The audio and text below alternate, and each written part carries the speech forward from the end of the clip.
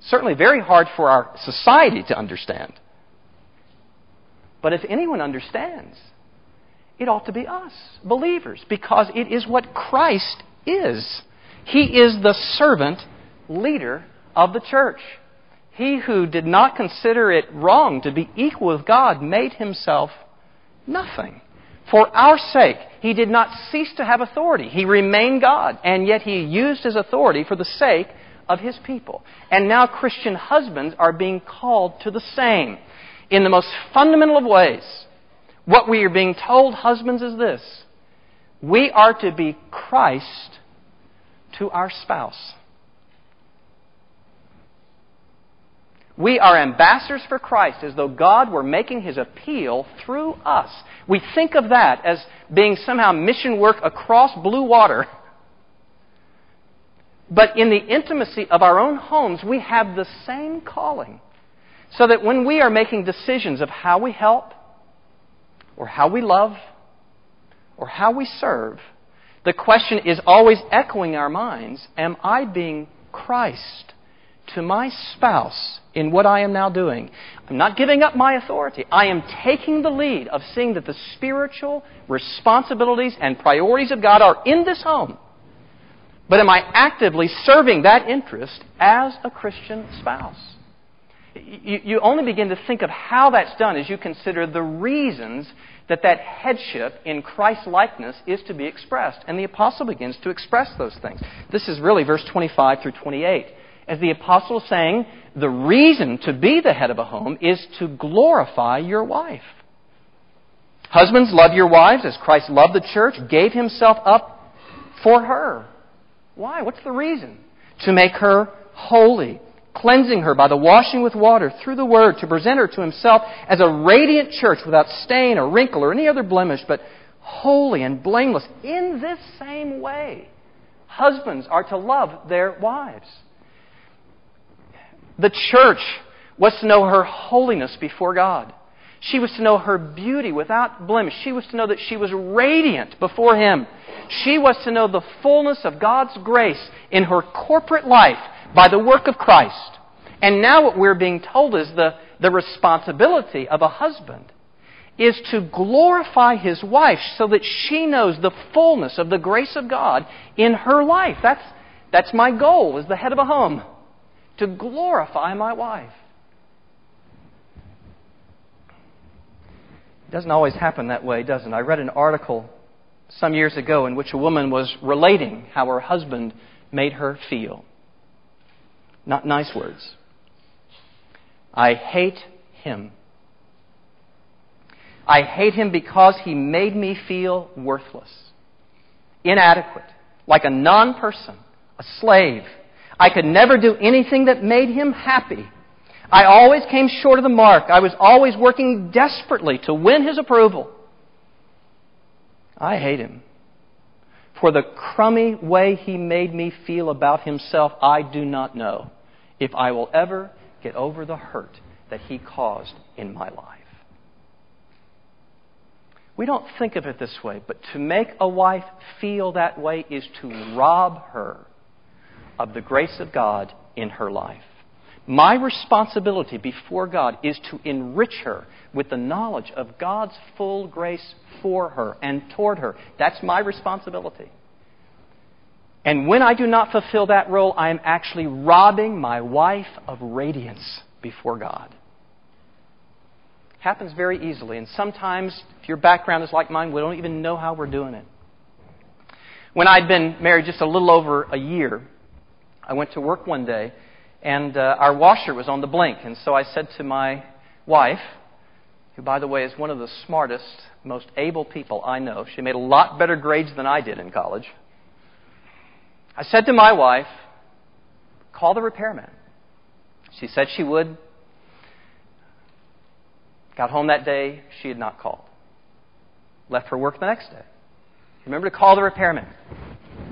Again, she said she would. I got home, and she had not. I said, what gives? Why won't you call a repairman?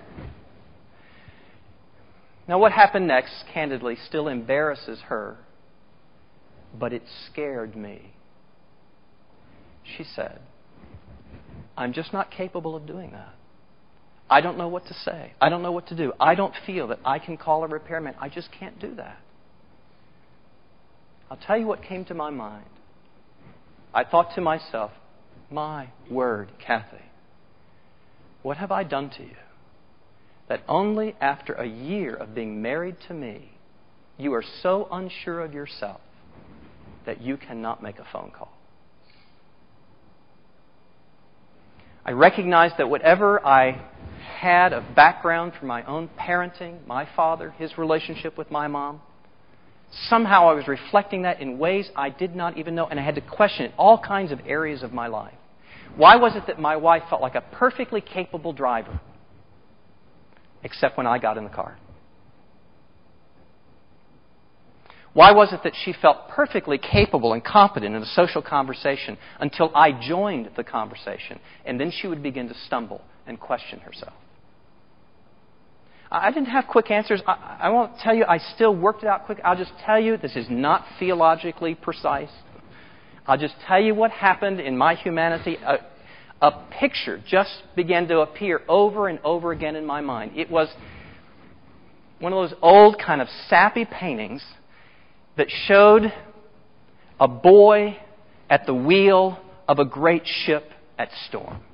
It was in the hallway of my grandmother's house when I was growing up. And that picture shows the boy at the wheel of this great ship where you can see the waves of a storm breaking over the ship, and you can see the wind tearing at the sails. And yet the face of the boy, despite that great trial, the face of the boy is totally confident. And the reason is because pictured there, in all of our Western metaphor, is a picture of Jesus with his hand on the boy's shoulder. And the statement below says, Jesus is my co-pilot. And the message is clear. When Jesus is close to us, we never feel more confident. We can face anything. When Christ is present and real in our lives, we can do anything. But when I was close to my wife, she felt the opposite. And I knew deep down that was not what it meant to be Christ to my wife and to be the head of a home. Things didn't fix quickly. They didn't fix right away. Lots had to be thought about.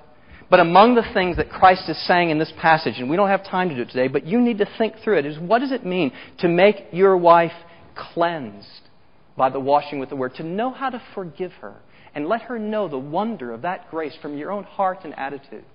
To present her to Christ radiant, where she knows her beauty, not just of appearance, but of her own soul, because you are expressing to her the nature of God's grace in her life. And over again, to give her that richness and that fullness.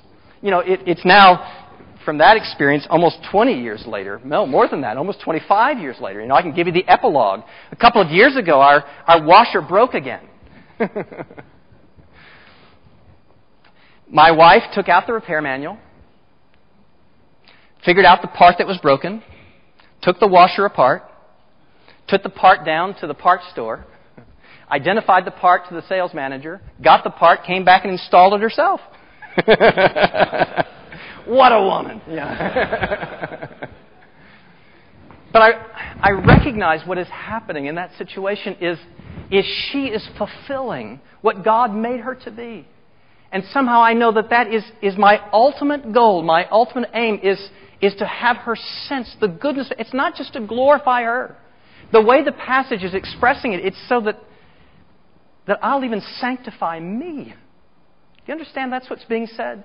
The responsibility of the Christian husband is not merely to glorify the wife, it is to sanctify himself. You know these words, they strike us as so odd when you read them first. Verse 28 and 29. In this same way, husbands ought to love their wives as their own bodies. He who loves his wife loves himself. After all, no one ever hated his own body, but he feeds and cares for it, just as Christ does the church. Why is taking care of your spouse also taking care of yourself before the Lord? Because of verse 31.